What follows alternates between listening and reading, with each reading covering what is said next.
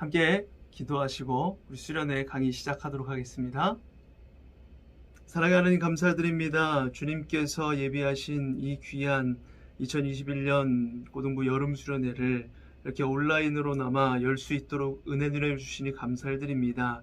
아버지 하나님, 우리가 비록 비대면으로 이렇게 수련회를 진행하지만 아버지 하나님, 이 수련회를 통하여서 아버지 하나님 출애굽기 여정을 살펴보며 하나님의 소명을 발견하는, 하나님의 마음을 읽는 소명으로 나아가는 우리 모든 고등부 친구들 되게 하여 주시옵소서. 우리 친구들 많이 참여하여서 이 강의를 듣는 가운데 이 소명이 나의 소명이 되고 주님을 만나는 시간 될 수 있도록 주님께서 축복하여 주시옵소서. 이 시간 가운데 함께 하실 주님을 찬양하며 주 예수 그리스도 이름으로 기도드립니다. 아멘. 할렐루야.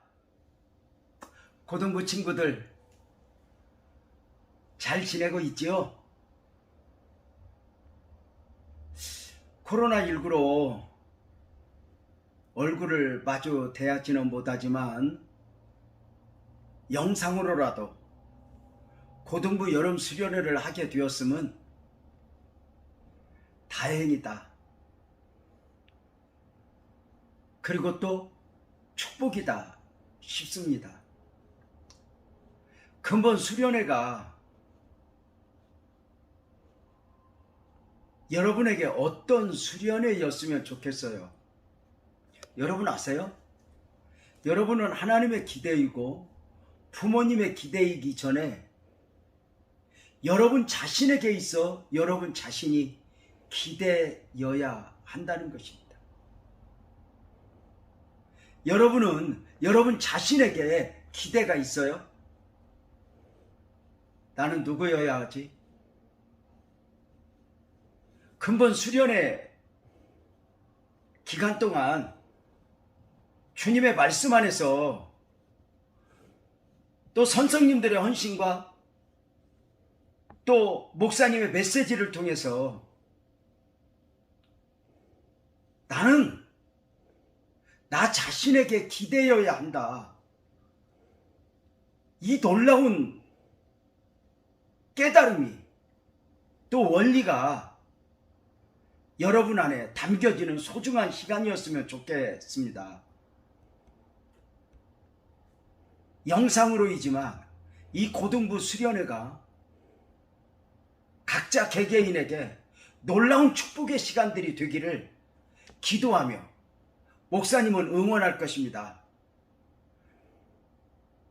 선생님들, 우리 고등부 친구들, 우리 화이팅 합시다. 그리고 하나님 안에서 자기 발견. 나는 하나님의 기대이고 부모님의 기대이기 전에 나 자신에게 기대여야 한다. 이 놀라운 은혜가 여러분들에게 발견되어지는 축복의 수련회가 되기를 주님의 이름으로 축복합니다. 할렐루야.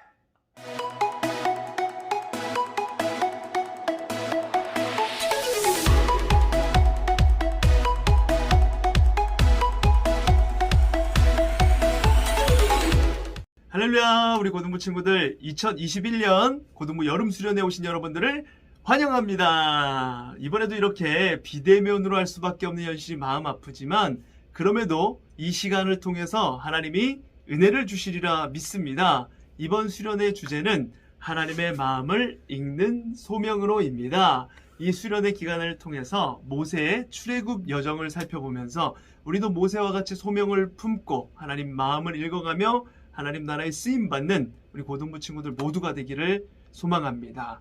그럼 이제 오늘부터 3일간 6개의 강의를 함께 볼 건데요. 자, 먼저 오늘 첫 번째 강의 보도록 할게요. 자, 출애굽의 서막 모세 소명인데, 출애굽기는 히브리 민족의 이민 이야기로부터 시작을 해요. 모세는 이집트에서 이민 생활을 하던 히브리 민족에게서 태어납니다.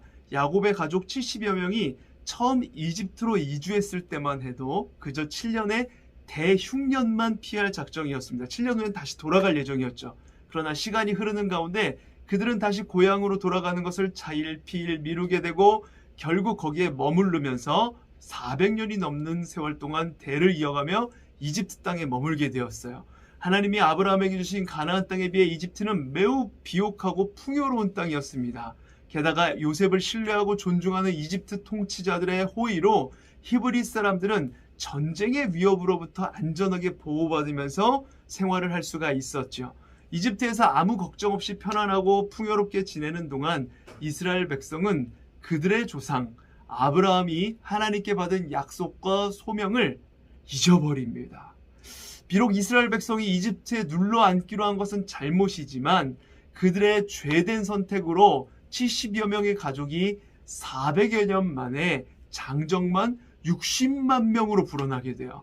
이스라엘 백성이 이집트에 머문 지 400년쯤 지나자 그들에 대한 이집트 왕실의 태도가 변하기 시작을 합니다. 요셉의 이야기는 이제 먼 옛날에 신화가 되었고 이스라엘 백성의 수가 감당할 수 없을 만큼 이렇게 많아지자 위기감을 느낀 나머지 그들을 억압하고 학대하기 시작하는 거예요.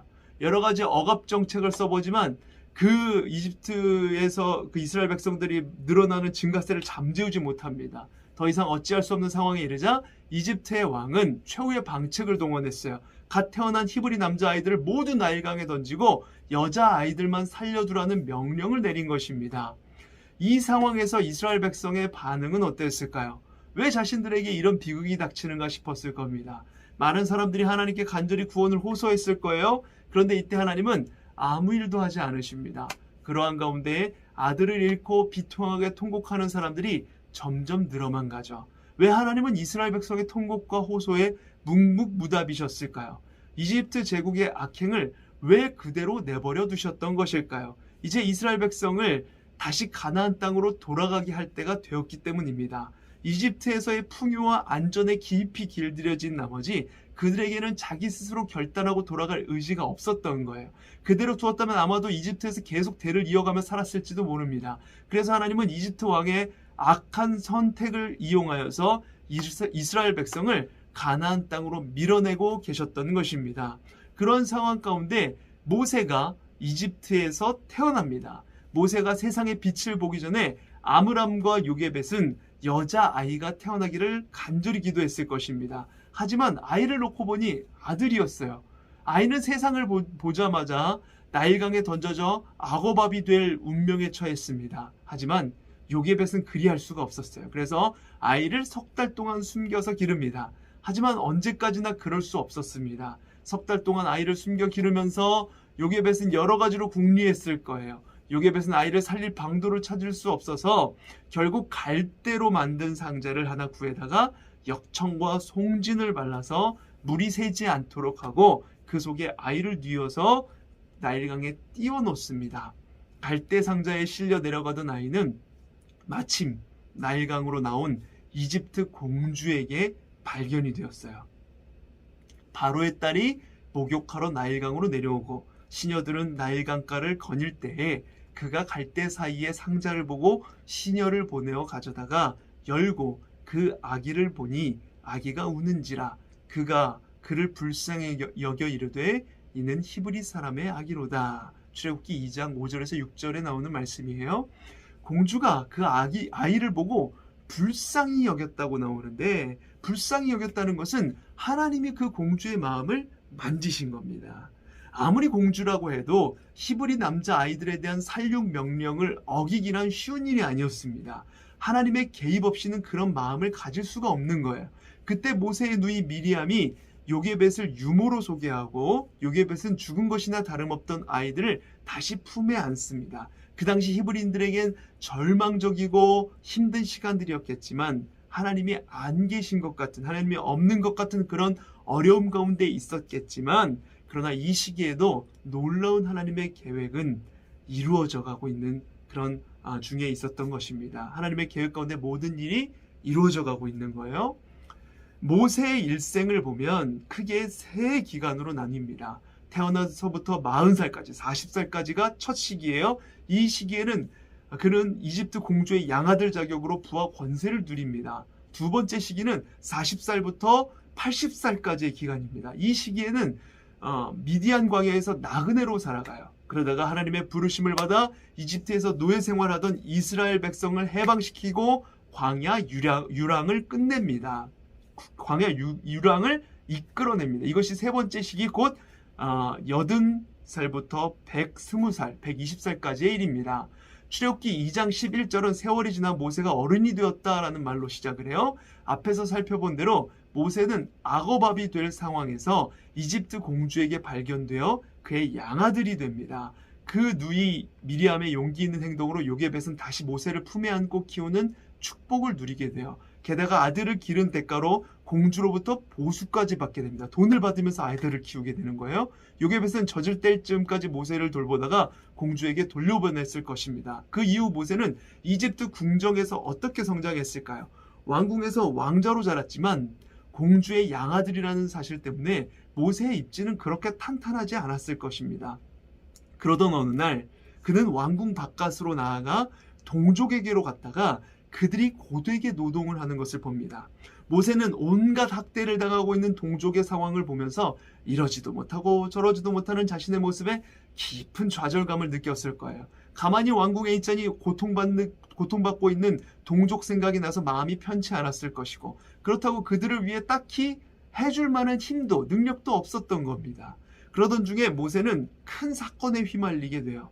그의 동족 히브리 사람이 이집트 사람에게 부당하게 매를 맞고 있는 것을 본 것입니다. 그 모습을 보는 순간 모세의 마음에 뭉쳐 있었던, 응어리져 있었던 온갖 감정이 뒤엉켜서 폭발합니다. 모세는 주변에 아무도 없는 것을 확인하고 이집트 사람을 응징을 합니다. 그가 죽은 것을 보고 그 시체를 모래 속에 묻어버려요. 완전 범죄를 의도한 것입니다. 모세가 사람을 죽이고 완전 범죄를 의도했어요. 모세는 다음 날 다시 히브리 사람들이 노동하는 현장으로 찾아가 봅니다. 그때 히브리 사람 둘이 심하게 다투고 있는 것을 목격하게 돼요. 그 순간 모세의 마음속에서 또다시 분노가 일어납니다.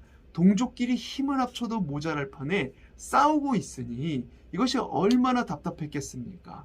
그는 즉시 싸움을 뜯어 말렸어요. 그러자 그중 한 사람이 대들면서 이렇게 외칩니다. 누가 너를, 우리를 다스리는 자와 재판관으로 삼았느냐? 내가 애굽 사람을 죽인 것처럼 나도 죽이려느냐? 나도 죽일 것인가? 그 말을 듣고 모세는 깜짝 놀라서 두려운 마음이 들었습니다. 아무도 나의 범죄를 모를 것이라 생각했는데 전날 모세가 저지른 그 살인, 그 일을 본 눈이 있었던 거예요. 이 소식은 주변 사람들을 통해 전해져서 결국 이집트 왕 바로의 귀에까지 들어가게 되었습니다. 바로가 모세의 정체와 본심을 알고 그를 죽이려 하였으나 모세는 이집트 왕의 손이 닿지 않는 미디안 광야로 도피를 하게 됩니다. 모세가 정착지를 찾아다니다가 미디안 광야에 이르러 한 우물가에 앉아 쉬고 있을 때 미디안의 제사장 르우엘의 7딸이 양떼를 이끌고 왔어요. 그때 그 지역에 있던 다른 목자들이 나타나 양떼에게 물을 먹이는 것을 방해하고 쫓아냅니다. 아마도 그 우물의 소유권을 가지고 있었던 사람들이었던 것 같습니다. 그렇게 쫓아내는 광경을 보고 모세의 의협심이 다시 솟구칩니다.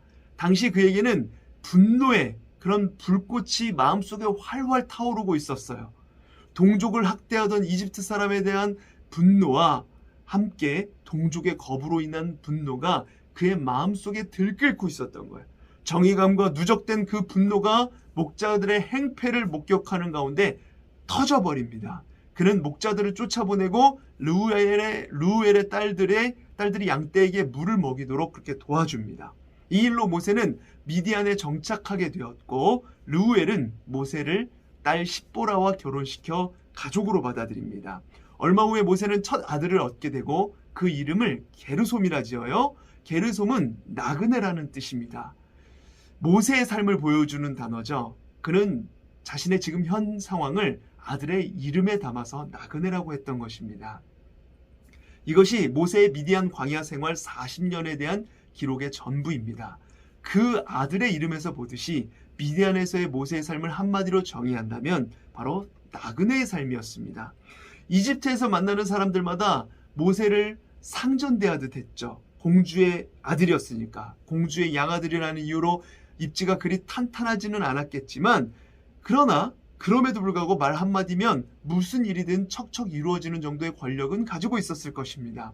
미디안 광야로 도피한 그는 한순간에 세상의 정상에서 바닥으로 추락을 합니다. 그의 마음에 한동안 내가 누군데라는 생각이 꿈틀대고 있었을 거예요.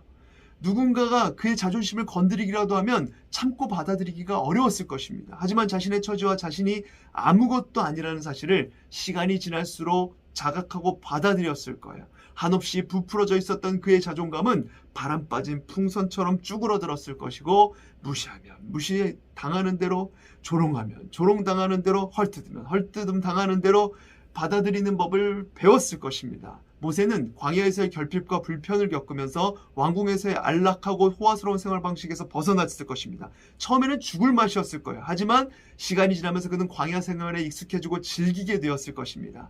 모세는 40년의 미디안 광야 생활을 통해 육체와 정신이 야생마처럼 강인해졌을 거예요. 그뿐 아니라 모세는 광야의 지형과 기후에 익숙해지게 되었고, 광야에서 사는 법을 터득하게 되었을 것입니다. 이렇게 보면 광야에서의 40년은 모세가 모세되게 하는데 꼭 필요한 기간이었습니다. 그 자신은 그 시간이 고통스럽고 저주스러웠을지도 모릅니다. 하지만 그 기간 동안 그는 낮아질 대로 낮아졌을 거예요. 모든 것을 포기하고 그렇게 남은 세월을 보내다가 생을 마감해야겠다라고 생각했을지도 모릅니다. 그렇게 80살, 80살쯤 되었을 때 정신적으로나 육체적으로나 아무것도 할 수 없다라고 생각했을 그때였는데, 10페이지 밑에 이제 3번 고난 중에도 함께 하시는 하나님으로 넘어와서 보면 바로 그때 하나님은 모세를 찾아오세요. 호렙산은 그가 양떼를 이끌고 자주 찾던 곳이었습니다. 모세는 그날도 여느 때처럼 그곳에서 호렙산에서 양떼를 먹이다가 떠날 예정이었어요. 그런데 그날, 하나님이 정하신 바로 그날, 모세는 호렙산 풀숲에서 불이 타오르고 있는 것을 봅니다. 그 지역의 산들은 모두 돌산입니다. 듬성듬성 나 있는 나무들도 사람 허리 정도까지 미치는 가지만 앙상하고 볼품없는 말라 비틀어진 나무들이에요. 겉으로 보면 죽어있는 것처럼 메마른 풀숲에 불과한 곳입니다. 그런 곳에 뙤약볕이 강렬하게 내리쬐을 때면 자연적으로 불이 나고는 했습니다. 흔히 볼 수 있는 일은 아니었지만 그렇다고 안 일어나는 일도 아니었어요. 덜어 일어나는 일이었습니다. 오늘날 우리나라 같은 환경에서 산에 불이 나면 큰일이죠. 산 전체로 불이 퍼져나가기 때문에 큰일입니다. 하지만 호렙산에서는 그리 큰일이 아닙니다. 신경 쓸 일이 아니에요. 산과 들에 나무가 드문드문 있어서 한 나무에 불이 붙어도 옮겨 붙지 않습니다. 거기만 타고 끝나버립니다. 저 혼자 타다가 꺼져버리는 거예요. 모세는 이번에도 그렇게 혼자 타다가 그 나무가 꺼져버릴 줄 알았습니다. 그런데 타오르는 불꽃이 좀처럼 시들질 않는 겁니다. 풀숲에 붙은 불은 몇 분 되지 않아 잦아들게 되어 있는데 그 불은 잦아들지 않고 계속해서 타오르고 있었습니다. 모세는 어찌된 영문인지 확인하고 싶었어요. 40년 광야 생활 중 처음 보는 광경이었기 때문입니다. 아마도 그의 심장이 묘한 흥분감으로 두근거렸을 겁니다. 가까이 다가갈수록 그 일고 있는 불길이 풀숲을 태우지 않았기 때문에 그렇습니다. 그가 그 불꽃에 가까이 이르렀을 때 어디선가 음성이 들립니다. 모세야, 모세야. 여기서 모세는 80년 생애 가운데 처음으로 하나님의 음성을 듣습니다. 그런데 이상하게도 그 음성이 낯설지 않는 거예요. 오래전부터 알았던 분의 음성처럼 들립니다. 그리고는 대답하죠. 네, 제가 여기에 있습니다. 그러자 하나님이 말씀하십니다. 출애굽기 3장 5절에 이리로 가까이 오지 말라. 네가 선 곳은 거룩한 땅이니 내 발에서 신을 벗으라. 하나님은 모세에게 자신을 드러내며 가까이 오셨지만 더 이상 가까이 할 수 없는 초월적인 분이십니다. 그 경계선을 범해서 하나님이 가까이 손을 대고 가까이 나아가면 인간은 살아남지 못해요. 피조물인 인간이 창조주이신 하나님의 절대적인 그 거룩성을 감당할 수가 없기 때문에, 죄 많은 우리가 그 거룩성을 감당할 수 없기 때문에 타죽게 됩니다. 따라서 더 이상 가까이 오지 말라는 명령은 모세를 보호하기 위한 배려였습니다. 그러면서 하나님은 모세에게 그 자리에서 신을 벗으라고 말씀을 하세요. 그가 선 땅이 거룩하기 때문에 그렇습니다. 이 명령도 겉으로 보면 이해하기 어려운 것입니다. 모세가 선 땅은 미디안 광야에서 흔히 볼 수 있는 그런 땅이었어요. 다른 곳과 질적으로 다른 것이 전혀 없이 메마른 흙과 모래, 돌들이 널려 있는 그곳이 거룩하다 말씀하시는 것입니다. 그 이유는 오직 한 가지. 하나님의 임재 때문에 그런 것이죠. 하나님이 그곳에 함께 하시기 때문에 그곳이 거룩한 곳이 되는 것입니다.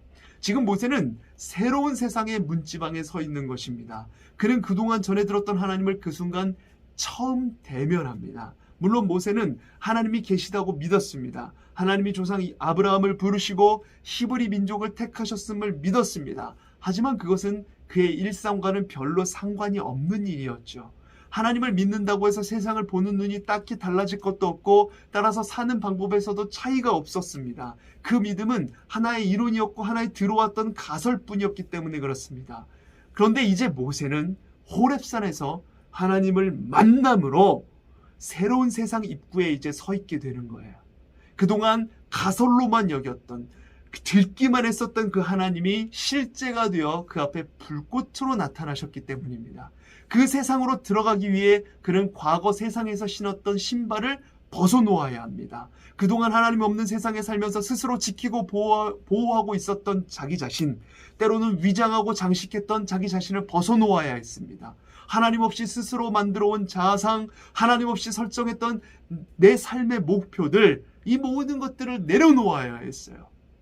하나님은 그렇게 자신을 소개한 뒤에 다음과 같이 말씀을 이어가십니다. 출애굽기 3장 7절 그리고 9절 말씀에 내가 애굽에 있는 내 백성의 고통을 분명히 보고 그들이 그들의 감독자로 말미암아 부르짖음을 듣고 그 근심을 알고 이제 가라 이스라엘 자손의 부르짖음이 내게 달하고 애굽 사람이 그들을 괴롭히는 학대도 내가 보았으니. 아멘. 하나님은 그 이스라엘 백성들의 고통을 내가 보고 들었다고, 내가 안다라고 말씀하십니다. 그리고 지금도 그 고난은 계속되고 있다라고 말씀하세요. 따라서 이 말씀을 통해 하나님이 모세에게 하시려는 말씀은 이런 것일지도 모르겠습니다. 내 동족이 이집트에서 어떻게 살고 있는지 너도 잘 알고 있지 않느냐? 그런데 너 혼자 이곳에서 이제 미디안 광야에서 안전하게 생활하고 있으니 너는 그것으로 행복하냐? 만족하냐? 네가 보았던 그 잔인한 차별과 억압과 박해가 이집트에서 계속되어지고 있는데 이곳에서 너만 편하면 그만이냐? 너는 정말 그 모든 것을 잊고 행복하게 살 수 있느냐? 하나님은 이집트에서 이스라엘 백성들이 당하고 있던 그 고난의 현실을 모세의 얼굴 앞에 들이대면서 두 가지 계획을 말씀하십니다. 첫 번째 계획은 하나님이 이스라엘 백성을 해방시키시겠다는 것입니다. 8절에 내가 내려가서 그들을 애굽인의 손에서 건져내고 그들을 그 땅에서 인도하여 아름답고 광대한 땅, 젖과 꿀이 흐르는 땅, 곧 가나안 족속, 헷 족속, 아모리 족속, 브리스 족속, 히위 족속, 여부스 족속의 지방에 데려가려 하노라. 이스라엘 백성에 대한 하나님의 계획은 먼저 이집트 백성을 학대로부터 해방시키는 것이었습니다. 하지만 그 해방은 새로운 땅에 정착하여 뿌리를 내려야만 완성될 수 있는 것이었어요. 그러므로 하나님은 아브라함에게 약속하신 대로 그들을 가나안 땅, 새로운 그 가나안 땅으로 데리고 가셔서 그곳에 정착하게 하겠다라고 하십니다. 그 일을 직접 하겠다라고 말씀하세요. 두 번째 계획은 모세를 자신의 대리자로 사용하시겠다는 거예요. 이 계획 속에 모세를 대리자로 사용하시겠다는 것입니다. 하나님 모세에게 이렇게 말씀하세요. 3장 10절에 이제 내가 너를 바로에게 보내어 너에게 내 백성 이스라엘 자손을 애굽에서 인도하여 내게 하리라. 아멘. 이 말씀을 듣고 모세는 이렇게 반응합니다. 내가 누구이기에 바로에게 가며 이스라엘 자손을 애굽에서 인도하여 내리까? 이것은 당연한 반응입니다. 바로가 누구입니까? 당시로서는 세계 최강대국 이집트의 절대 군주였습니다. 그에 비해 모세는 한낱 노년의 양치기에 불과했습니다. 조건을 보면 무엇 하나 이 정도면 한번 해볼 만하다, 싸워볼 만하다 내세울 점이 전혀 없었어요. 그러므로 모세가 이렇게 반응하는 것은 당연한 것입니다. 그러자 하나님이 이렇게 대답을 하시죠. 12절 말씀에 내가 반드시 너와 함께 있으리라. 네가 그 백성을 애굽에서 인도하여 낸 후에 너희가 이 산에서 하나님을 섬기리니 이것이 내가 너를 보낸 증거니라. 아멘.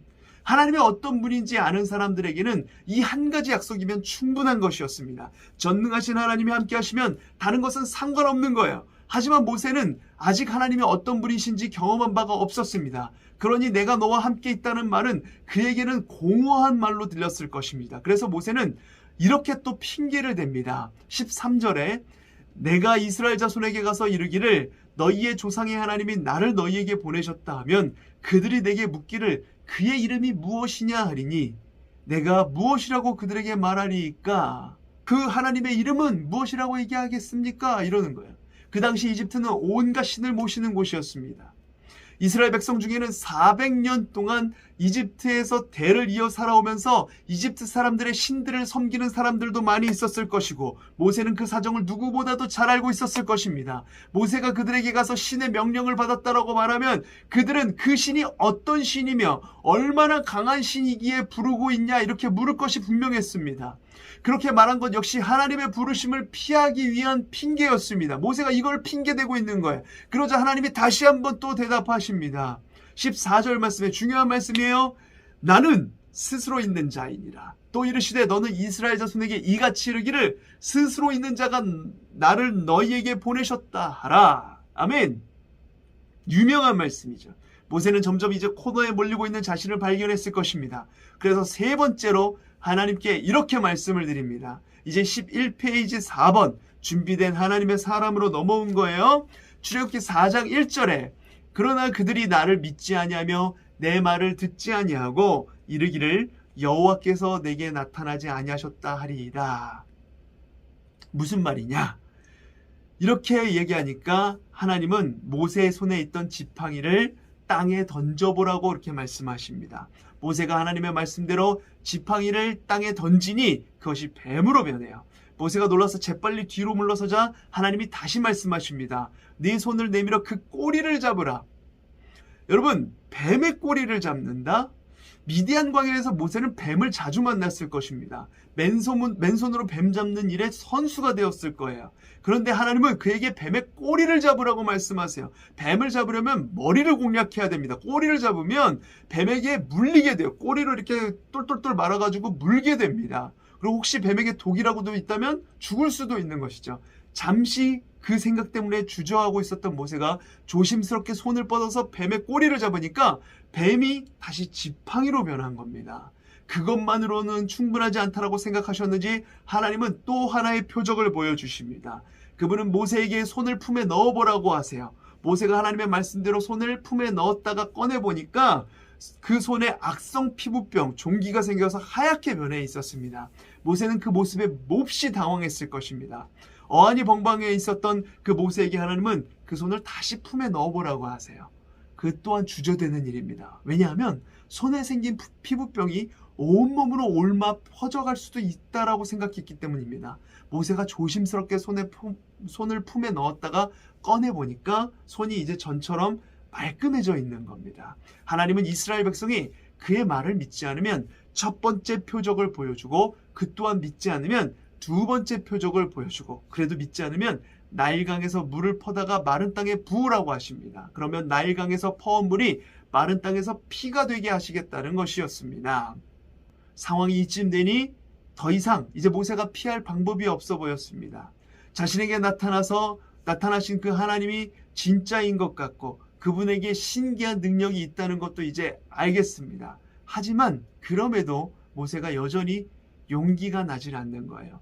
그때 모세에게 또 다른 핑계가 떠올랐어요. 이스라엘 백성을 인도하기 위해서는 뛰어난 언변 능력이 필요한데 그는 말주변이 좋지 않았습니다.